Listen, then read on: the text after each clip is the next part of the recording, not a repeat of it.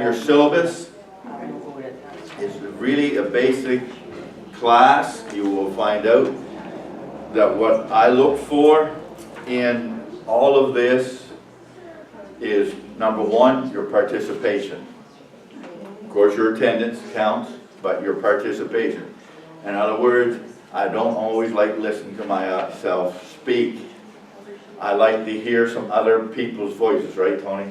You've heard me say that before. I like to hear other people. So if you have a question or you have something along with it that's going with what we're teaching at the time, please interject it. Maybe I'll just say, okay, I'm going to talk about that in a minute, and then you'll be all set, or whatever. But I don't want to just hear myself. So if I ask a question, I keep an idea of who is participating. And it goes a long ways towards your mark. And for those who are on achievement. Also, it's very important that you read these chapters, because when you do the exam, it is on these chapters. And so when you read them, which is your class assignment each month, I need to know that you have read them, because that's what you're being graded on. So these here are actually part of your participation. So when you're reading them, just tell me, okay, just give me something so that I can put it down on your name. Okay, you've done the reading. Boom. And then when it shows up is when you do your exam. Okay? So we do that. And there is a lot here that I can't get through, because there's a lot more in these books than what you could think of. So we just do a quick overview of them. It's very important that you read them so that you get a better understanding of what we're talking about. Any questions so far? All right. So we're going to start today with Joshua. You have in Joshua. Now, as you can see, your assignment is to read the book of Joshua. So hopefully what happens is that you will understand more, because I will say things that you haven't read yet, that when you read the book of Joshua, you say, oh yeah, Brother Beek, he did say about this, and you'll make stop and look at it a little bit more and see what's actually going on. So just to give you a preface of what it's all about, the historic books of the Old Testament provide a rich resource in theological understanding of God. There are some shocking passages that are difficult to reconcile with our contemporary view of deity, what some regard as brutal brush with which to paint a loving God. I prefer to see these as deep hues of the divine character etched, scraped, or even chiseled in the graphic display of human experience. God's passion for righteousness and justice, his just desire for the exclusive worship of creation, and his indescribable mercy and grace are all pictured in the gallery of these 12 books of history. One cannot truly know God until they view him through the pages of iniquity. May this study draw you into a more intimate relation with his massive, uncontainable God. The historical books of the Old Testament are the 12 consecutive books following the 5 books of the law. So after the first 5 books, which are what? Anybody know? What's it called? First 5 books of the Bible. The Pentateuch? Never? They haven't heard that one yet? I kind of see that one. Okay. That's all right. I understand. Listen, Sister Mary Ann, I will be saying some words that probably won't sound right, because I twist them up. But give it a go. Yeah, pentatonic. But it's called the Pentateuch, and that's fine. Pentatonic, that's fine. But after that comes the 12 historical books. The true name of it, true to the name historical, these books contain the history of Israel, beginning with the conquest and occupation of Canaan under the leadership of Joshua. The development of that nation, because they did not become a nation until when? What? Just say it. Oh. When did they become a nation? What's that, Tony? 1947. No, they became a nation after that, but no, in this time frame. Was it after exile? After No. No. No. What? When did this people become a nation? It's not Abraham. Jacob changed to Israel. Thank you. That's when the Israeli nation was formed. Is when Jacob's name was changed from deceiver to a prince with God, which was Israel. That's when it became a nation. A lot of people say Abraham and that, but it doesn't. So we can see this is Israeli nation. Brain, I'm thirsty. Sorry. Sorry to interrupt. See, I haven't. It's on private. I was just... There we go. Sorry if I get a drink once in a while. So we see they are now doing what? They are finally, under Joshua's ministry, going and receiving the promises that God has for them as a nation. It wasn't the promise of God for them to be in Egypt. It wasn't the promise of God for them to be in the wilderness. Matter of fact, they were supposed to leave the wilderness 40 years earlier. But now they are finally receiving the promises, okay? And so they begin to develop as a nation under the judges and the national kings. The nation continues to pass its secular development and forsakes the God who led them into the promised land. Wow. Their idolatry results in the judgment of captivity under Assyria and Babylonian exile, and the later books record the return, resettlement, rebuilding of the city of Jerusalem and the temple, and the restoration of the nation of Israel. So again, these are the 12 historical books. Can anybody name a few of them without looking? Anybody? Come on, just one of them. That should be simple. Joshua. Thank you, finally, come on. Yes, Joshua. You got Joshua, Judges, Ruth, 1st and 2nd Samuel, 1st and 2nd Kings, 1st and 2nd Chronicles, Ezra, Nehemiah, and Esther. Those are your 12 historical books who give the history of the nation. We're going to look at each one of them. We're going to touch on each one of them, and I'm going to watch the time very closely so that we can get through them. Joshua, Judges, and Ruth are considered to be the theocratic books, and it'd be very wise of you to take notes, because this just might happen to be on your exam. Amen, praise God, hallelujah. Give you a little hint there. So, when we talk about the theocratic books, there are Joshua, Judges, and Ruth. And the books include the conquest, the settlement of Canaan under the leadership of Joshua, and life in this promised land under the Judges. The monarchical books, what is the monarchical books? What's it about? Come on. The kings. Thank you. Because it's the monarchs. So monarchical books is about the kings. And of course we got the books of 1st and 2nd Samuel, Kings, and Chronicles. And that is all about the kings. And they record the history of the first monarchy, which was approximately 1043 BC under King Saul until the time of the destruction in 586 BC. When Judah was taken into Babylonian exile. Then we have the restoration books, which are Ezra, Nehemiah, and Esther, which talk about the restoration period of this history.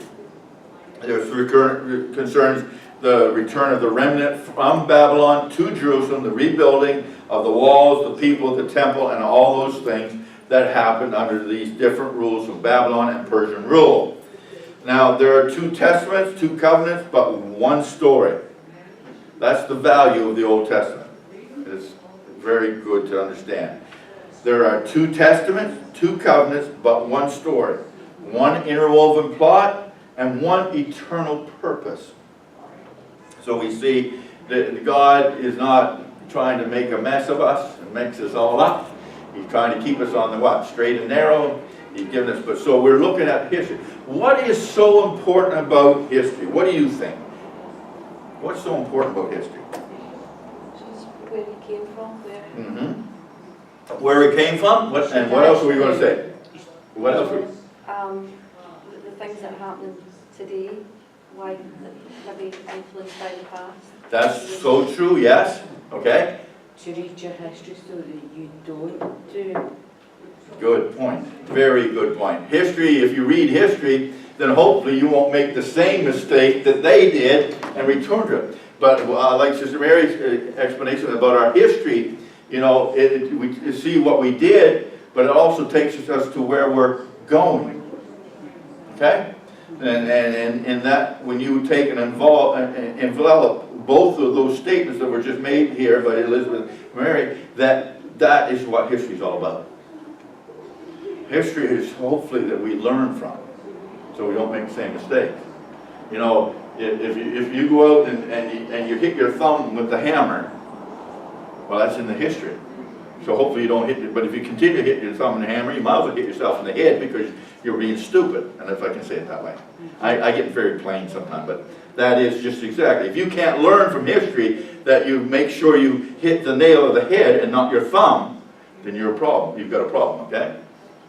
So history takes us to where we're going. So we make sure we hit the nail on the head and we put the board in place so that we can build a building. History helps us to build a building and build the right building.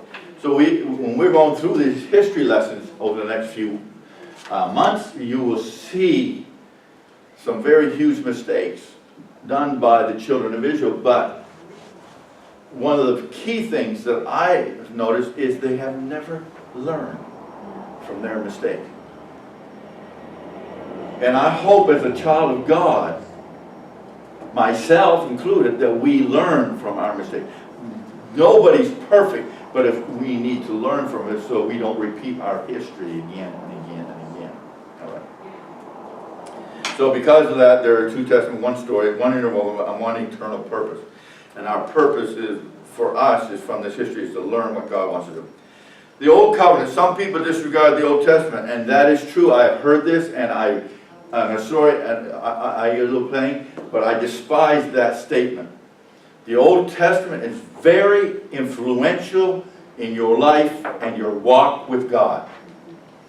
Because if you disregard the Old Testament, you are cutting out a lot of what you need to learn to walk with God.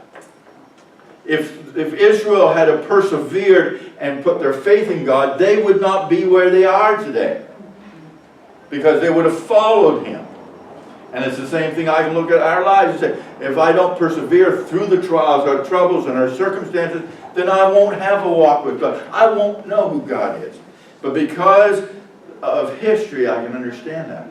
And I read this and I say, okay, let me put it this way. I read it and I don't see somebody killing and slaughtering and destroying and all that.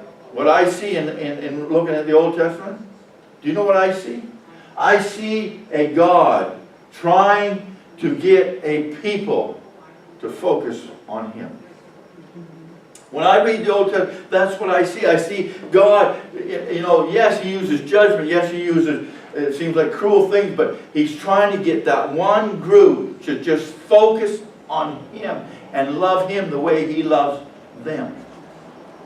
We do it now through the Spirit of God that lives within us. They didn't have that, but we do it now. They had laws and commandments and that, but we do it now through the Spirit of Jesus Christ. But you know what? We let history repeat itself. And we make our mistakes. So we don't want to do that. Okay? New is the upgrade. New is the better. And that implies you don't need the old. And that is so far from the truth. In these days of computers, rapid technology change, it is natural to assume something old has lost its usefulness. What good is something old when you have an upgraded, newer version? Man, I still got my old iPhone 4. Yeah, but you don't know what the i6 is, S is like. It's just like, that's our mentality. Yeah. Oh, I got the iPhone 6s. As a matter of fact, I'm letting the young man Justin Gonzalez is coming. He's using my iPhone 4. So I mean, I still got it. Still works. I got no problem. I'll go grab it and use it. But you know what? I got a new contract, so I upgraded. So what? But I still got the old one. I can still use the old one. I can learn from the old one. Okay? You understand what I'm trying to get at? The old one still has a use. It still has a purpose. It still works. Don't get rid of the old just because you got something new that seems to be better. And that's what he's referring to here. I was just going to say that even the apostles preached from the Old Testament. A lot of people think that, you know what, when the apostles were here, wow, they preached from the New Testament. No, they didn't. They preached Jesus Christ from the Old Testament. They never had the New Testament. They were writing the New Testament. So, you know, the old is still good.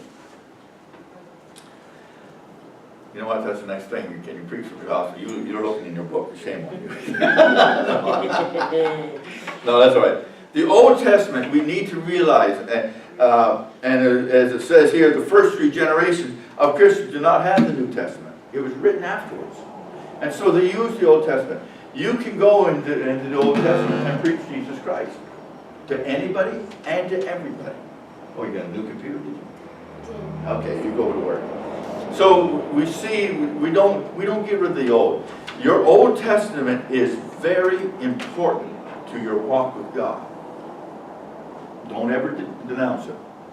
If you're a brand new Christian, yes, look into the New Testament, see what's happened, see what Christ did for you. All the things, I agree with that. But as a student, which you folks are now, and you walk with God as you're growing, start looking at the Old Testaments and, find out. You need to learn the Old Testament to find out what the New Testament's all about. Yeah, that's right. You really do, because it goes back. Now, when we go into 1 Chronicles and 2 Chronicles, there's a whole list of history. So-and-so begat so-and-so, and begat so-and-so, and if they had, blah, blah, blah, blah, right on through. But you know what?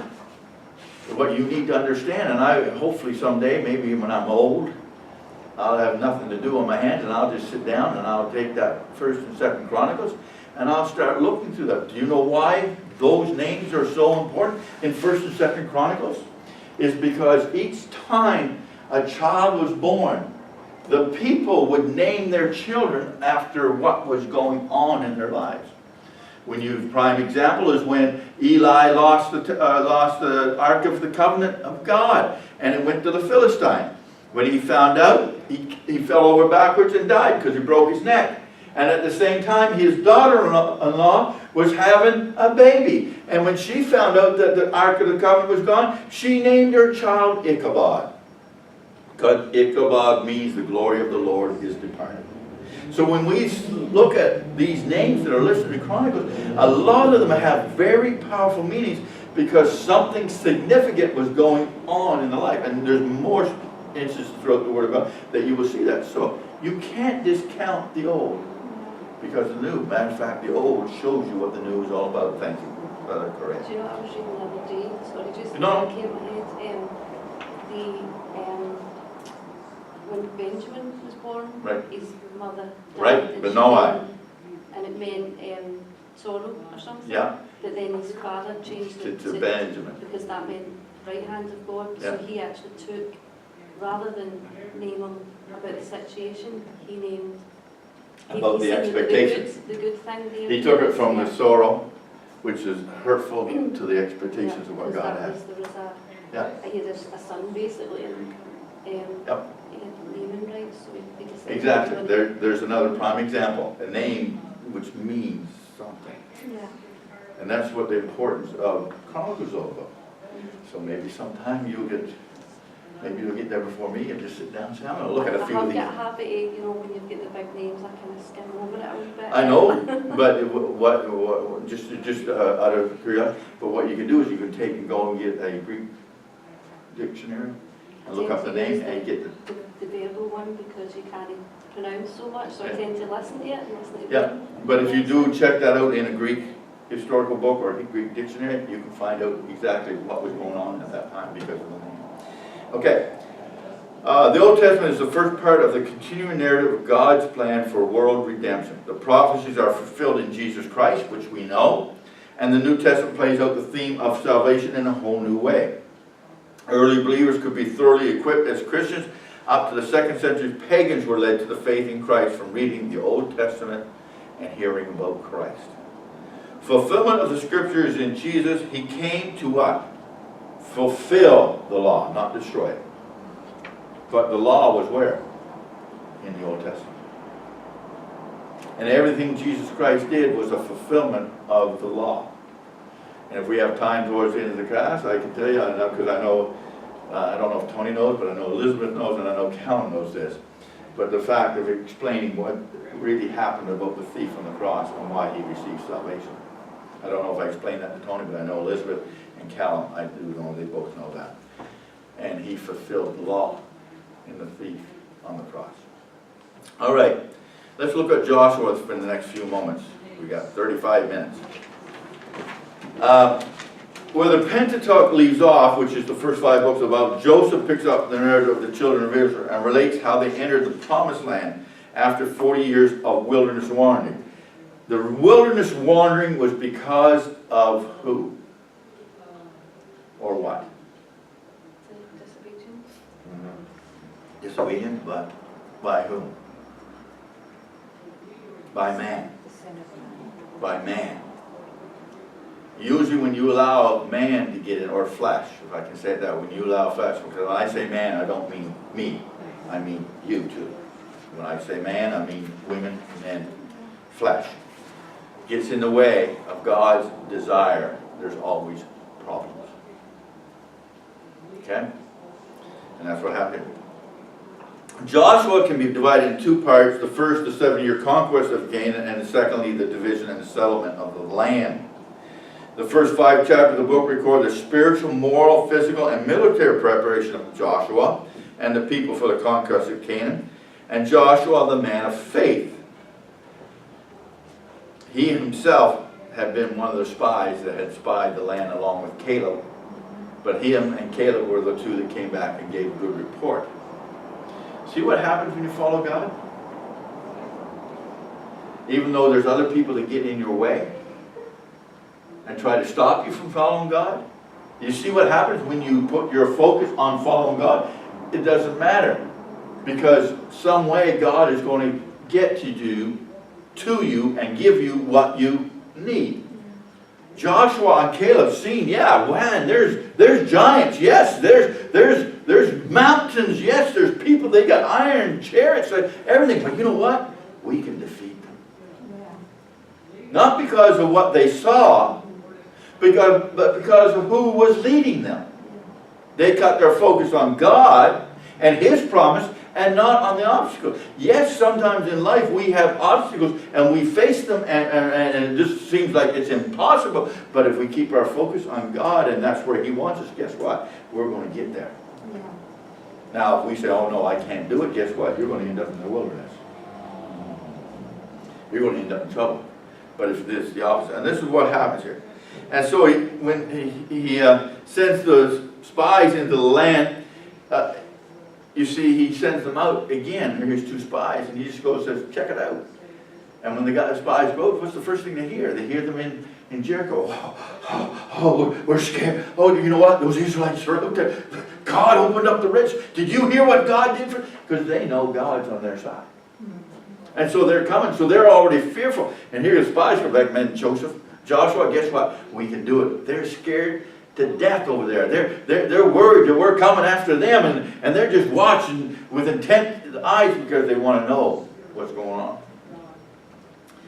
And so when we do it, we see that they begin to go and conquer the land. They begin to assault the region of Canaan, serving to separate the northern and southern cities and tribes of Canaan. This served to prevent an alliance between the 2 groups so that they could divide and conquer. You know what? The devil likes to divide and conquer us, but if we can divide and conquer him, guess what? You'll win.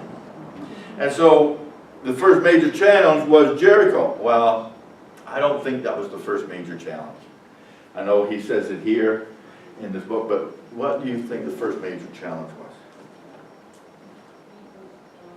Loving God. Not quite, but good. That's true. That is sometimes people's challenge. What was Joshua's first major challenge? He hadn't even got into the promised land yet. So can I man up and be religion? That was one. Yeah, that's good. Did you know anything else? Did you notice anything? I gotta watch. I gotta stay in front of this camera so they can hear me or see me. Obeying the word of God. No. When you read first chapter of Joshua, watch. Holding up, was it, No. No. His first challenge was when he came to the river. God had spoken to him to take the people over the river. But you see, it was the harvest season and it was wet. And there was a flood. And the banks of the river, which would be here, were now here. So there was way much more water than he was thinking. So his first chance, his first real obstacle in getting into the promised land was having faith in God that he was going to take them into that promised land. But see, God told him, said, you send them priests out first. And of course, when he did what God told him to do, when the priests went out, as soon as their foot stepped into the brim of the water, all of a sudden, can you imagine them priests carrying that Ark of the Covenant, and all of a sudden their foot touched the water, and the water started backing up. It was something that was impossible. It was something that was unmovable. The banks were flooding. The river was, read it, first chapter of Joshua. Everybody goes right straight to Jericho, but the first one was, he had to learn that he needed to trust God no matter what. But he relied on what? He relied on that promise God had given him before, and he reached back to it. So, yep, I can do it. And so he did what God told him to do, and he went across the Jordan River. There's another reason behind that. Do you know that when those people that came through the Red Sea, they were what? Baptized in the midst of the Red Sea? But all those children that had been born in the wilderness, they hadn't been baptized like the rest of the children of Israel, so they couldn't get into the promises of God because they weren't baptized yet. So they had to go through their own baptismal. And so there you are, they're going through Jordan. It's up on both sides, the midst of Jordan, and they're getting their baptism. Look at that. That refers to us and shows us that we need to be baptized. All the things is symbolic to what we do here each and every day. And so that's first Joshua first. But then he has to face the challenge of Jericho. Now, you've got to understand something, folks. You've got to understand the children of Israel are what? Warriors, right? They're fighting men. They know how to fight. Yes, they're farmers. Yes, but they know how to protect their homes. They know how to use a sword. They know how to use their armor. And then old Joshua comes up and says, well, boys, he said, tell you what. He said, we're going to go march around that city. Really? Good. When do we fight? No. We're going to march. I want to tell you something, boys. Don't you dare say a word. Don't you dare open your mouth. Don't you dare. What? Can't we even sneer at them? No, don't you do nothing. I'll tell you what, God has told us he's going to take care of this battle for us. He said, so what we're going to do what God said to do. I know what? It sounds stupid. It may not sound like what you really are used to facing. It may sound like this, but you're going to do what God told me to do, and I'm telling you, you're going to march around it today, and then you're going back to camp. Okay, let's go do it. But I know enough about men, because I'm one, and so are you. The second day, we do the same thing. I'm telling you, by the third day, I'll be wondering, is this guy lost his rocker or what? What's going on? We're just marching. But you got a picture of this army that's ready to fight. And then he says, nope, don't you do it. And then third day, fourth day, fifth day, sixth day. And finally, on the seventh day, he looks at you and he said, okay, boys, tell you what, you're going to march around it again. But this time, you're going to go a second time. And a third time. Really, all this marching, all we're doing is creating a dust storm. Come on, what's going on here? And he said, but when I tell you to, and when the time came, when he was told, he said, when I say to you, that's when I want you to shout. And he began to, when he said, okay, it's time to shout, and they began to shout, guess what? The walls came down. Why? Because God fought the battle. And sometimes we need to learn to let God fight the battle. Because you know why? We need to depend on God, because sometime down the road, we're going to have to fight the battle.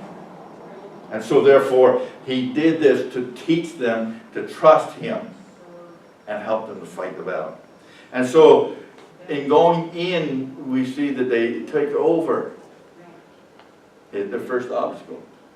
But they've been warned, don't keep anything for yourself, because the gold, the silver, and the fine jewelry and all that stuff belongs to God. Don't keep any of it for yourself.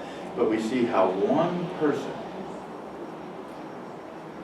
who disobeyed God affected the whole nation. If you think that your actions will not affect the church, they will only affect you, you've got to be kidding.